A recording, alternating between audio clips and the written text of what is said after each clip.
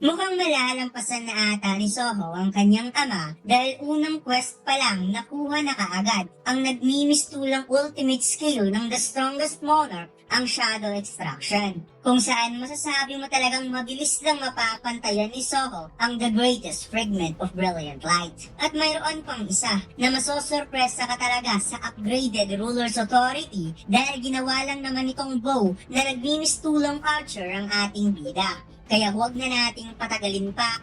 Let's go!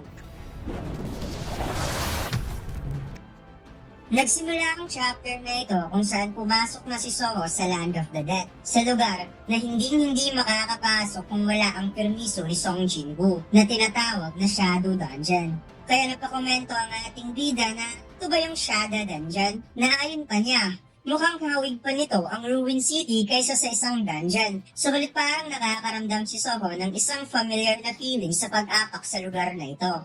Biglang nagpakita sa harapan niya ang floating screen at nagbigay ito ng quest notice to survive. Ipinaalam sa kanya na ang mga denizens of shadows ay hindi tatanggapin ang mga mahihina upang maging master sa lugar na ito. At mayroon lamang 4 hours si Soho upang makasurvive sa quest. Kaya parang naguguluhan pa ata itong si Soho kung bakit kailangan niya ng 4 hours since hindi pa nga niya alam kung ano ang ibig sabihin ng denizens of shadows. Habang si Vero ay nag-aalala sa pagiging off-guard ni Soho, kaya binalaan niya itong maging observant sa paligid dahil maya-maya darating na ang suffering, na pinagtataka naman ng ating bida kung ano ang suffering. Subalit kakasalita pa lang ni Vero, nasa itaas na ang isang monster na may dalang palakol. At hindi nga ito nag-atubiling sumalakay sa likod ng ating bida na kaagad namang naramdaman ni Soho kung kaya't mabilis itong nakapag-unleash ng backkick na direktang tumama sa bodega ng goblin. Na napawikang, nasurpresa ako na naparay ang goblin sa tabi sa sobrang sakit ng kanyang katawan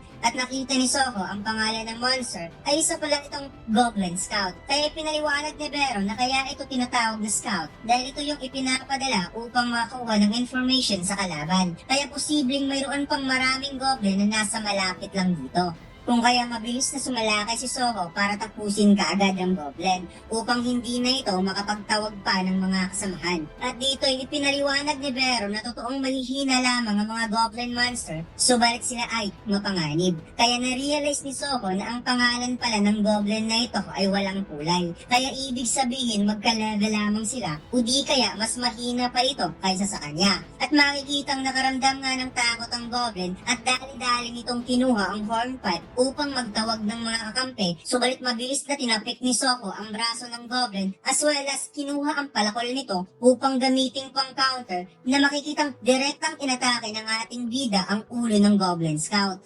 Ipinaliwanag ni Soho kay Vero na madali lang niyang mapapatay ang goblin dahil kapag may kulay ang pangalan ng monster, ibig sabihin mas malakas pa ito kaysa sa kanya. Bagay na sinang-ayunan naman ni Vero, subalit biglang nagulat ang dalawa dahil mayroon pa palang isang Goblin Scout na nagmamatyag lang sa kanila na kasalukuyang nasa itaas ng poste at pinatunog nito ang hornpipe para magtawag ng kakampi. At dito ipinakita ang dalawang Goblin Leader, ang Goblin Centurion na parang excited ng pumatay at ang Goblin Decorion na parang gusto nang kumain ng tao. Kaya nang nakita ng ating bida ang napakaraming goblins, siya ay napatagon kay Vero habang pinagpapawisan. Natutulungan mo naman ako, diba? Nasagot naman ng insekto habang pinagpapawisan din. Wala daw siyang ibang pangarap kundi ang matulungan lamang ang Young Monarch. However, siya ay far away from Shadow Monarch. Hindi pa mare-replenish ang kanyang mana, so kailangan pa niyang i-preserve ang kanyang lakas as much as possible. At dagdag pa niyang na kapag makikialam naman siya sa laban, ang experience daw na makukuha ng Young Monarch ay napakaliit na lamang. Kaya napatugon ng ating bida, so hindi mo nga talaga ako matutulungan. Habang tinatanaw ni Soho ang mga wasak na gusali na punong-puno ng napakaraming goblins. Kaagad sumalakay ang mga goblins towards Soho. Kaya wika na ating bida, susubukan natin to. Ginamit ni Soho ang nag-iisa niyang active skills, ang Ruler's Authority, upang kunin ang axe na nasa noon ng goblin. Kung kaya't gamit ang palakol na ito, pinapalipad niya towards goblins habang umiikot using Ruler's Authority skill, na makikitang in just one move, patay kaagad ang tatlong goblins. Napatugon si Soho na ito pala yung skill na nakasulat sa kanyang status window. Napakiramdam daw niya mayroon siyang invisible hand at dito ay pinaliwanag ng system na ang ruler's authority ay isang active skill, no mana required, na nag-aalaw kay Soho to able physically affect object without touching. Biglang may pumana kay Soho na kagad namang nahawakan ng ating bida na mala observation haki ang galawan mga lods. Kaya nasurpresa si Soho dahil mayroon din palang archers sa mga goblins. Subalit dahil dito, nakalikha ang ating bida ng isang alternative way to unleash a long-range attack na makikitang ginamit ni Soho ang ruler's authority upang makapag-create ng bow para pakawalan ang araw pabalik sa goblin. Sa pool ng ulo ng goblin, bagay na itinamangha ng sobra ni Vero dahil nakapag-adapt si Soho ng capacity to modify the ruler's authority. Kung kaya't naaalala na naman niya ang kapanganakan ni Soho na maihahalin tulad sa isang legendary hero in mythology. Dahil kahit hindi pa ito marunong maglakad, kaya nitong gumamit ng ruler's authority na na-inherit sa kanyang ama na isang monarch. However, ang kapangyarihan na ito ay kayang wasakin ng lahat. Bagay na nagbigay sa young monarch ng hindi normal na buhay. However, na ngayon, ang mga apostles ng Etarim ay gustong sakupin ng Earth. Ang kapangyarihan ng young monarch ang siyang magbibigay liwanag sa buong mundo. At dito'y sumalakay na ang napakaraming goblins na isa-isang pinugutan ng ulo ni Soho na parang ang kidlat kung gumalaw ang ating bida mga lads kahit nakatsinelas lang. Napansin ng ating bida na siya ay nag-level up at nakaramdam siya na mukhang bumigat ang ruler's authority ng around 10 kilograms. Kung kaya't hindi niya namalayang may goblin na pala sa likod na dali-daling sumaksak sa kanya. Napangiti ang goblin sa kanyang tagumpay, subalit maya-maya biglang nawasak ang kanyang mukha sa kamao ni Soho. At dito'y napapalibutan na ang ating bida ng napakaraming goblins habang iniinda ang saksak sa tagiliran. Kaya dito'y pumasok na ang nag-iinit na leader ng mga goblins, ang Goblin Centurion, at dahan-dahan itong kinukuha ang sandata na nasa likod. Kinuha ni Soho ang nakasaksak na dagger sa kanyang katawan at nasa 160 na lamang ang kanyang health out of 190. At habang sumasalakay ang mga goblins, dahan-dahang itinaas ng ating bida ang dagger dahil ihahagis pala niya ito direkta sa Goblin Centurion na makikitang nagulat ang mga goblins sa ginawa ni Soho sa sobrang bilis ng dagger na dumaan sa gitna. Sa pulang Goblin Centurion at mas nauna pa itong namatay kaysa sa mga tauhang goblins. At sinabi ng ating bida, alam niyang masakit ang dagger na yan. Subalit pakiramdam niya na punong-puno siya ngayon ng lakas kaysa nung wala pa siyang kapangyarihan. Sinugod si Soho ng napakaraming goblins at sabay-sabay itong umatake kung kaya't umabot sa 180 ng kanyang health hanggang sa naging 84 na lamang ito, subalit hindi nagpatinag ang ating bida at mas lalo pa itong uminit at hinarap ang napakaraming goblins gamit lamang ang isang dagger at isa-isa niya itong pinatumba hanggang sa umabot na ng 53 ang health ni Soho, na makikitang tinarget ni Soho ang noo ng isang goblins gamit ang dagger sa pamamagitan ng ruler's authority. At nagawa niyang masaksak sa sikmura ang isang goblin leader, ang Goblin Decorion, na ipinakitang sobra talagang nahihirapan ng kalaban kahit napakadami na nila.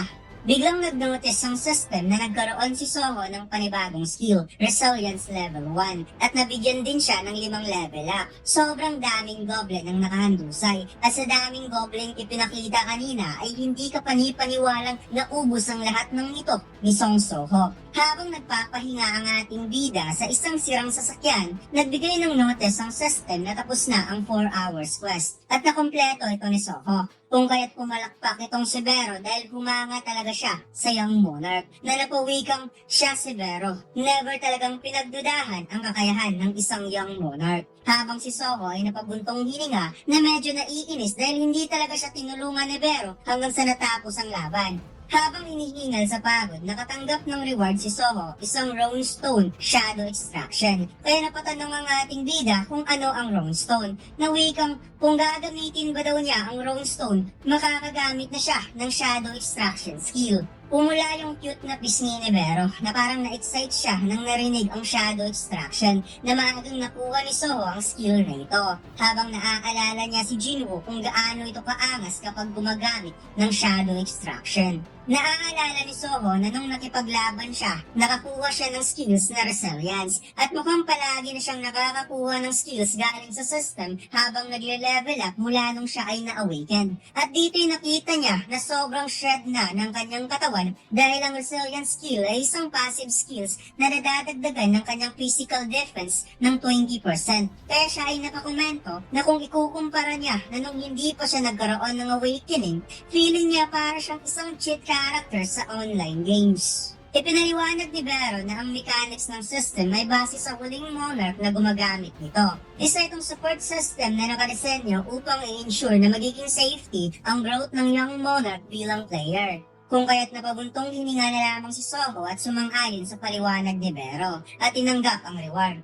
Sinabi ng system na upang ma-absorb ni Soho ang shadow extraction skill, dapat niyang basagin ang Rune Stone. Kaya nang dinurog ito ng ating bida gamit ang kanyang kamay, biglang kumapaw ang napakalawak na shadow sa kanyang katawan. Ipinaliwanag ng system na ang shadow extraction, shadow authority ay walang required na mana, na kayang mag-extract ng mana sa katawang wala ng buhay at gawin nitong shadow soldier. At ang number na possible shadow na ma-extract ni Soho ay 3 lamang. Napadilat ang mata ni Soho habang tinitingnan ng mga goblins na nakahandusay at napatanong kung kaya na ba niyang gumawa ng Shadow Soldier. Paliwanag ni Vero na ang Shadow Extraction na isang truly essence power authority na nalikha para kay Song Jinwoo, ang current Shadow Monarch. Kaya napakomento si Soho na mukhang kagaya lang pala ito sa isang necromancer. Sulit bago niya mapasunod ang isang soldier, kailangan niya muna itong patayin. So ibig sabihin, ang kaya lang pala niyang makontrol ay ang mga monster na mas mahihina kaysa sa kanya. Dagdag pa ng ating bida na narinig daw niya ito sa mga hunters na isang summoning type skills na hindi gaanong famous sa hunter industry. Itinuon ni Soho ang kanyang kamay sa bangkay ng goblin at sinabi ng system na pwede niyang gamitin ang shadow extraction sa target na ito. Kung kaya't binanggit ng ating bida ang salitang shadow extraction. Walang nangyaring extraction, bagay na pinagtataka ni Soho kung saan mukhang wala ring alam itong si Vero habang sinasabi ng system na dapat niyang i-specify ang designated command. Sinabi ni Soho na kailangan niya ng separate command para sa skill na ito, kung saan napaisip itong si Vero at na-realize niya na ang kailangan ni Soho ay isang direct command. At dito'y itinuon ng ating bida ang kanyang kamay upang magsagawa ng shadow extraction at binanggit ang salitang arise. Dito lang nagtatapos ang ating kwento mga lods. Huwag mo sanang kalimutang mag-like, comment at mag-subscribe sa ating YouTube channel at mag-follow sa ating Facebook page. Salamat!